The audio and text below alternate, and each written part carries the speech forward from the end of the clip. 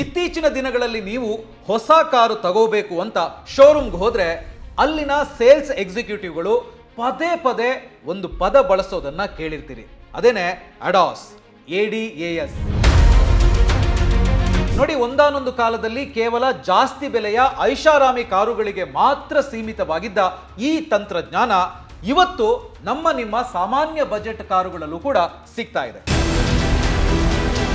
Mahindra XUV 700 ಇರ್ಬೋದು, Hyundai Creta, ಕಿಯಾ ಸಿರೋಸ್ ಅಥವಾ Maruti Suzuki victorious, ಈ ಎಲ್ಲಾ ಕಾರುಗಳ ಈಗಿನ ಮಾಡೆಲ್ಗಳಲ್ಲಿ ಅಡಾಸ್, ADAS ಫೀಚರ್ ಹೈಲೈಟ್ ಆಗ್ತಾ ಇದೆ.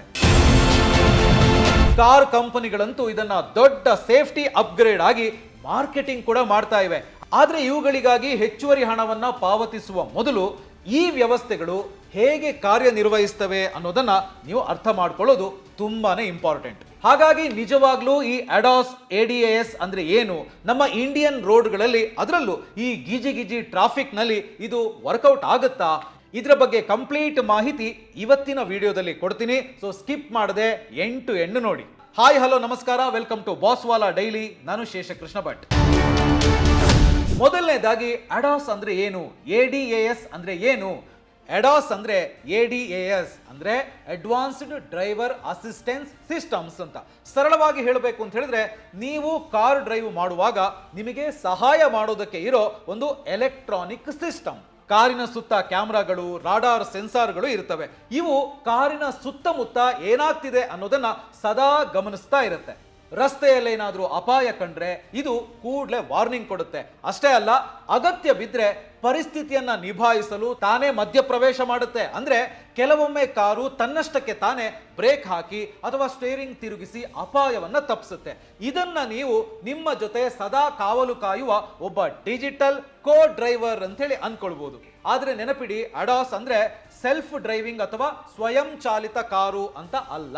ಡ್ರೈವರ್ ಯಾವಾಗ್ಲೂ ಕೂಡ ಎಚ್ಚರದಿಂದ ಇರಲೇಬೇಕು ಮತ್ತು ಸ್ಟೇರಿಂಗ್ ಮೇಲೆ ಕಂಟ್ರೋಲ್ ಕೂಡ ಇಟ್ಕೊಂಡಿರಬೇಕು. ಇನ್ನು ಅಡಾಸ್ ನ ಪ್ರಮುಖ ಫೀಚರ್ಗಳು ಮತ್ತು ಲೆವೆಲ್ಸ್ ಅನ್ನ ನಾವು ನೋಡ್ತಾ ಹೋಗೋಣ. ನೋಡಿ, ಇಂಡಿಯಾದಲ್ಲಿ ಈಗ ಸಿಗುವ ಕಾರುಗಳಲ್ಲಿ ಸಾಮಾನ್ಯವಾಗಿ ಲೆವೆಲ್ 1 ಅಥವಾ ಲೆವೆಲ್ 2 ಅಡಾಸ್ ಇರುತ್ತೆ. ಅಂದ್ರೆ ಇದು ಬ್ರೇಕಿಂಗ್ ಅಥವಾ ಸ್ಪೀಡ್ ಕಂಟ್ರೋಲ್ ಮಾಡೋದಕ್ಕೆ ಹೆಲ್ಪ್ ಮಾಡುತ್ತೆ ಅಷ್ಟೇ. ಹಾಗಿದ್ರೆ ಇದರಲ್ಲಿರೋ ಮುಖ್ಯ ಫೀಚರ್ಗಳು ಏನು, ಅದನ್ನ ಈಗ 1 by 1 ನೋಡ್ತಾ ಹೋಗೋಣ. ಸೊ ಅದರಲ್ಲಿ ಮೊದಲನೇದು ಆಟೋಮ್ಯಾಟಿಕ್ ಎಮರ್ಜೆನ್ಸಿ ಬ್ರೇಕಿಂಗ್, AEB ಅಂತ ಹೇಳ್ತೀವಿ. ಇದು ನಿಮ್ಮ ಮುಂದೆ ಯಾವುದಾದ್ರೂ ಗಾಡಿ ಅಥವಾ ಮನುಷ್ಯ ಅಡ್ಡ ಬಂದು ನೀವು ಬ್ರೇಕ್ ಹಾಕೋದು ಲೇಟ್ ಆಯ್ತು ಅಂತ ಹೇಳಿದ್ರೆ ಕಾರು ತಾನಾಗಿಯೇ ಬ್ರೇಕ್ ಹಾಕುತ್ತೆ. ಇನ್ನು ಎರಡನೇ feature adaptive cruise control, ACC ಅಂತ ಹೇಳ್ತೀವಿ. ಇದು ಹೈವೇನಲ್ಲಿ ಮುಂದಿನ ಕಾರು ಎಷ್ಟು ಸ್ಪೀಡ್ ನಲ್ಲಿ ಹೋಗ್ತಾ ಇದೆಯೋ ಅಷ್ಟೇ ಸ್ಪೀಡ್ ಅನ್ನ ಮೇಂಟೈನ್ ಮಾಡುತ್ತೆ. ಆ ಕಾರು ಸ್ಲೋ ಆಯ್ತು ಅಂತ ಆದ್ರೆ ನಿಮ್ಮ ಕಾರು ಕೂಡ ಸ್ಲೋ ಆಗುತ್ತೆ. ಇನ್ನು ಮೂರನೇದು lane departure warning and lane keep assist. ಇದು ನೀವು ಲೇನ್ ಬಿಟ್ಟು ಪಕ್ಕಕ್ಕೆ ಹೋದ್ರೆ ಅಲರ್ಟ್ ಮಾಡುತ್ತೆ, ಮತ್ತೆ ಕಾರನ್ನ ಲೇನ್ ಒಳಗಡೆ ಇರೋ ಹಾಗೆ ಸ್ಟೀರಿಂಗ್ ಅನ್ನ ಅಡ್ಜಸ್ಟ್ ಮಾಡುತ್ತೆ. ಇನ್ನು ನಾಲ್ಕನೇದು ಬ್ಲೈಂಡ್ ಸ್ಪಾಟ್ ಮಾನಿಟರಿಂಗ್. ಇದು ನಿಮ್ಮ ಕಾರಿನ ಸೈಡ್ ನಲ್ಲಿ, ಅಂದ್ರೆ ನಮಗೆ ಕಾಣಿಸದ ಜಾಗದಲ್ಲಿ ಬ್ಲೈಂಡ್ ಸ್ಪಾಟ್ ಅಂತ ಹೇಳ್ತೀವಲ್ಲ, ಅಲ್ಲಿ ಯಾವ್ದಾದ್ರೂ ಬೈಕು ಅಥವಾ ಕಾರು ಬರ್ತಾ ಇದ್ರೆ ಇದು ನಿಮಗೆ ಎಚ್ಚರಿಕೆಯನ್ನ ಕೊಡುತ್ತೆ. ಹಾಗೇನೆ ಐದನೇ ಫೀಚರು ಹೈ ಬೀಮ್ ಅಸಿಸ್ಟ್. ನೋಡಿ, ಇದು ಎದುರುಗಡೆಯಿಂದ ಗಾಡಿ ಬರ್ತಾ ಇದ್ರೆ ಆಟೋಮ್ಯಾಟಿಕ್ ಆಗಿ ಹೈ ಬೀಮ್ ಅನ್ನ ಲೋ ಬೀಮ್ಗೆ ಚೇಂಜ್ ಮಾಡುತ್ತೆ. ಇನ್ನು ಆರನೇ ಫೀಚರು ಡ್ರೈವರ್ ಅಟೆನ್ಷನ್ ವಾರ್ನಿಂಗ್. ಇದು ನೀವು ಸುಸ್ತಾಗಿದ್ದೀರಾ ಅಥವಾ ನಿದ್ದೆ ಮಾಡ್ತಿದ್ದೀರಾ ಅಂತ ಕಾರು ಪತ್ತೆ ಹಚ್ಚಿ ಸ್ವಲ್ಪ ರೆಸ್ಟ್ ತಗೊಳ್ಳಿ ಅಂತ ಹೇಳಿ ನಿಮಗೆ ನೆನಪಿಸುತ್ತೆ. ಭಾರತದ ರಸ್ತೆಗಳಿಗೆ ಇದು ಎಷ್ಟು ಸೂಕ್ತ ಕೇಳೋಕೆ ಚೆನ್ನಾಗಿದೆ ಅಲ್ವಾ? ಆದ್ರೆ ರಿಯಾಲಿಟಿ ಒಂದ್ ಸ್ವಲ್ಪ ಬೇರೆನೇ ಇದೆ. ಅಡಾಸ್ ಅಥವಾ ADAS ಸರಿಯಾಗಿ ಕೆಲಸ ಮಾಡಬೇಕು ಅಂತ ಹೇಳಿದ್ರೆ ರಸ್ತೆ ಮೇಲೆ ಲೇನ್ ಮಾರ್ಕಿಂಗ್ ಚೆನ್ನಾಗಿರ್ಬೇಕು, ಸರಿಯಾಗಿರ್ಬೇಕು, ಟ್ರಾಫಿಕ್ ಸರಿಯಾಗಿರ್ಬೇಕು. ಆದ್ರೆ ಇಂಡಿಯನ್ ರೋಡ್ ಕಂಡೀಷನ್ ಇದಕ್ಕೆ ಒಪ್ಪುತ್ತಾ? ನೋಡಿ, ನಮ್ಮ ರಸ್ತೆಗಳಲ್ಲಿ ಲೇನ್ ಮಾರ್ಕಿಂಗ್ ಸರಿಯಾಗಿ ಇರೋದಿಲ್ಲ. ಇದ್ರೂ ಕೂಡ ಅನೇಕರು ಅದನ್ನ ಫಾಲೋನೇ ಮಾಡಲ್ಲ. ಇನ್ನು ಲೇನ್ ಮಧ್ಯೆ ನುಗ್ಗುವ ಬೈಕ್ಗಳು, ದಿಢೀರಂತ ರಸ್ತೆ ದಾಟುವಂತ ಪಾದಚಾರಿಗಳು, ಅಡ್ಡ ಬರುವಂತ ಪ್ರಾಣಿಗಳು, ಇವೆಲ್ಲವನ್ನು ಕೂಡ ಹ್ಯಾಂಡಲ್ ಮಾಡೋದಕ್ಕೆ ಕಾರಿನ ಸೆನ್ಸಾರ್ಗಳು ಕೆಲವೊಮ್ಮೆ ಕನ್ಫ್ಯೂಸ್ ಆಗ್ಬಿಡುತ್ತವೆ. ಕನ್ಫ್ಯೂಸ್ ಆಗುವಂತ ಸಾಧ್ಯತೆಗಳು ಕೂಡ ಇದೆ. ಉದಾಹರಣೆಗೆ ಲೇನ್ ಮಾರ್ಕಿಂಗ್ ಮುಸುಕಾಗಿದ್ರೆ ಲೇನ್ ಕೀಪ್ ಅಸಿಸ್ಟ್ ಸರಿಯಾಗಿ ಕೆಲಸ ಮಾಡೋದಿಕ್ಕಾಗಲ್ಲ.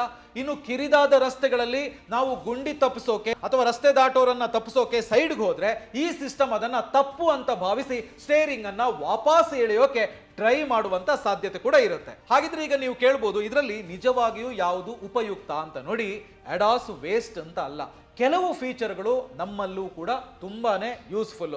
ಅದ್ಯಾವ್ದು ಅಂತ ಹೇಳಿ ಈಗ ಹೇಳ್ತಾ ಹೋಗ್ತೀನಿ. ಅದರಲ್ಲಿ ಮೊದಲನೇದು ಆಟೋಮ್ಯಾಟಿಕ್ ಎಮರ್ಜೆನ್ಸಿ ಬ್ರೇಕಿಂಗ್. ಅಂದ್ರೆ ಏನು ನೋಡಿ, ಇದು ಸಿಟಿ ಟ್ರಾಫಿಕ್ ನಲ್ಲಿ ಫೋನ್ ಗಮನಿಸುವಾಗ ಅಥವಾ ಬೇರೆ ಕಡೆ ನೋಡುವಾಗ ಮುಂದಿನ ಕಾರು ಅಥವಾ ಮುಂದಿನ ವೆಹಿಕಲ್ ಏನಾದ್ರೂ ಸಡನ್ ಆಗಿ ಬ್ರೇಕ್ ಹಾಕಿದ್ರೆ ಈ ಸಿಸ್ಟಮ್ ಇದೆಯಲ್ಲ, ಇದು ಅಪಘಾತವಾಗೋದನ್ನ ತಪ್ಪಿಸುತ್ತೆ. ಇನ್ನು ಎರಡನೇದು ಬ್ಲೈಂಡ್ ಸ್ಪಾಟ್ ಮಾನಿಟರಿಂಗ್. ನೋಡಿ, ಇದು ಹೈವೇಯಲ್ಲಿ ಲೇನ್ ಬದಲಾಯಿಸುವಾಗ ಸೈಡ್ ನಲ್ಲಿ ಬರೋ ವೆಹಿಕಲ್ ಬಗ್ಗೆ ನಮಗೆ ಇದು ಮುನ್ಸೂಚನೆಯನ್ನ ಕೊಡುತ್ತೆ. ಸೊ ಇದು ಜೀವ ಉಳಿಸಬಲ್ಲಂತ ಫೀಚರ್ ಅಂತ ಹೇಳ್ಬೋದು. ಇನ್ನು ಮೂರನೇದು ರೇರ್ ಕ್ರಾಸ್ ಟ್ರಾಫಿಕ್ ಅಲರ್ಟ್.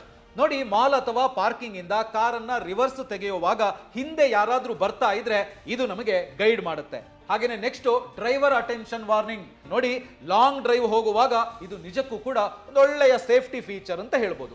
ಹಾಗಿದ್ರೆ ಈಗ ಬರುವಂತ ಪ್ರಶ್ನೆ, ನಾವು ಅಡಾಸ್ ಕಾರು ತಗೋಬೇಕಾ?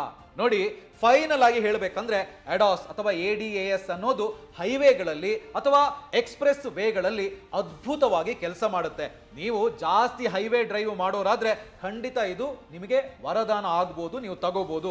ಅಲ್ಲಿ ಅಡಾಪ್ಟಿವ್ ಕ್ರೂಸ್ ಕಂಟ್ರೋಲ್ ಮತ್ತು ಲೇನ್ ಸೆಂಟರಿಂಗ್ ಅದ್ಭುತವಾಗಿ ಕೆಲಸ ಮಾಡುವಂತ ಸಾಧ್ಯತೆ ಇರುತ್ತೆ. ಆದ್ರೆ ಸಿಟಿ ಒಳಗಡೆ ಮಾತ್ರ ಡ್ರೈವ್ ಮಾಡೋರಿಗೆ ಇದರಲ್ಲಿರೋ ಕೆಲವು ಫೀಚರ್ಗಳು ಒಂದ್ ಸ್ವಲ್ಪ ಕಿರಿಕಿರಿ ಅಂತ ಹೇಳಿ ಅನ್ನಿಸ್ಬೋದು.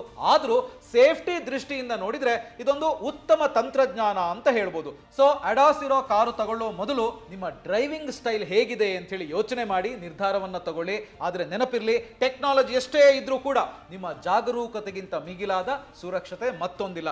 ಸೊ ನೋಡಿ, ಇದು ಯಾವುದೇ ರೀತಿಯ ರೆಕಮೆಂಡೇಶನ್ ಅಲ್ಲ, ಮಾಹಿತಿಗೋಸ್ಕರ ಮಾತ್ರ ಕೊಡ್ತಾ ಇದ್ದೀನಿ. ನೀವು ಕಾರನ್ನ ಪರ್ಚೇಸ್ ಮಾಡಬೇಕು ಅಂತಿದ್ರೆ ಶೋರೂಮ್ಗೆ ಹೋಗಿ ಅಲ್ಲಿ ಅವರಿಂದ ಎಲ್ಲ ಮಾಹಿತಿಯನ್ನ ಪಡ್ಕೊಳ್ಳಿ. ನಿಮಗೆ ಅಡಾಸ್ ಬೇಕಾ ಬೇಡವಾ ಅಂತ ಹೇಳುವಂಥದ್ದನ್ನ ನೀವೇ ರಿಸರ್ಚ್ ಮಾಡಿ ಮಾಹಿತಿಯನ್ನ ಪಡ್ಕೊಂಡು ನಿರ್ಧಾರವನ್ನ ತಗೊಳ್ಳಿ. ಅಷ್ಟೇ ಅಲ್ಲ, ಈ ವಿಡಿಯೋ ನಿಮಗೆ ಇಷ್ಟ ಆಗಿದೆ ಅಂದ್ರೆ ಲೈಕ್ ಮಾಡಿ, ನಿಮ್ಮ ಫ್ರೆಂಡ್ಸ್ ಫ್ಯಾಮಿಲಿ ಜೊತೆಗೆ ಶೇರ್ ಮಾಡಿ. ಹಾಗೇನೆ ಬಾಸ್ವಾಲಾ ಡೈಲಿ ಚಾನಲ್ ಅನ್ನ ಸಬ್ಸ್ಕ್ರೈಬ್ ಮಾಡಿ. ಬ್ರ್ಯಾಂಡ್ ಪಾರ್ಟ್ನರ್ಶಿಪ್ ಮತ್ತು ಜಾಹೀರಾತಿಗಾಗಿ ಸಂಪರ್ಕಿಸಿ brand@bosswala.com. WhatsApp number 9108014192. Bosswala. Be the boss.